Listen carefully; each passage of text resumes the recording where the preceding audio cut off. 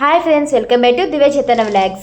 ఈరోజు మన రెసిపీ వచ్చేసి కర్ణాటక స్పెషల్ బిసిబిలాబాత్ అండి. టేస్ట్ అయితే చాలా బాగుంటుంది. నేను చాలా ఈజీ వేలో ఈ రెసిపీని అయితే చూపిస్తాను. మీరైతే వీడియోని స్కిప్ చేయకుండా చూడండి. బిసిబిలాబాత్ చేయడానికి కావాల్సిన పదార్థాలు బీన్స్, క్యారెట్, కరివేపాకు, ఆనియన్, టమోటో. ఇప్పుడు మనము రైస్ అయితే నానబెట్టుకుందామండి.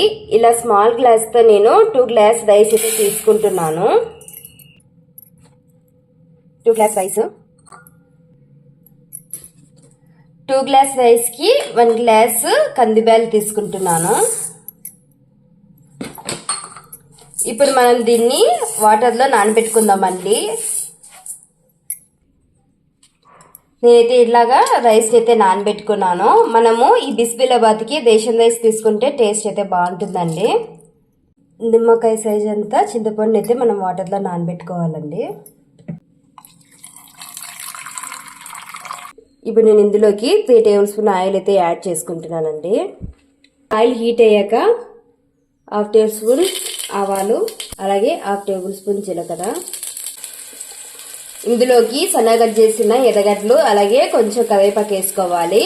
అలాగే మనకి ఆనియన్ అనేది లైట్ బ్రౌన్ కలర్ వచ్చిన తర్వాత మనం ముందే కట్ చేసుకున్న టమోటాలు అయితే యాడ్ చేసుకోవాలి. ఇప్పుడు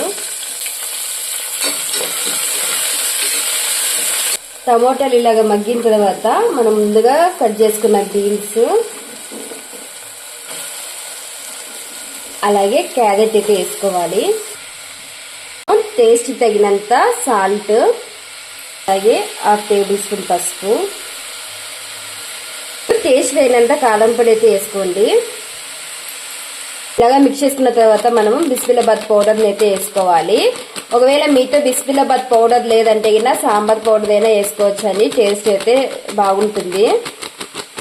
మనం ఇలాగ వెజిటేబుల్స్ని 5 మినిట్స్ ఉడికించుకున్న తర్వాత వాటర్ అయితే పోసుకోవాలండి.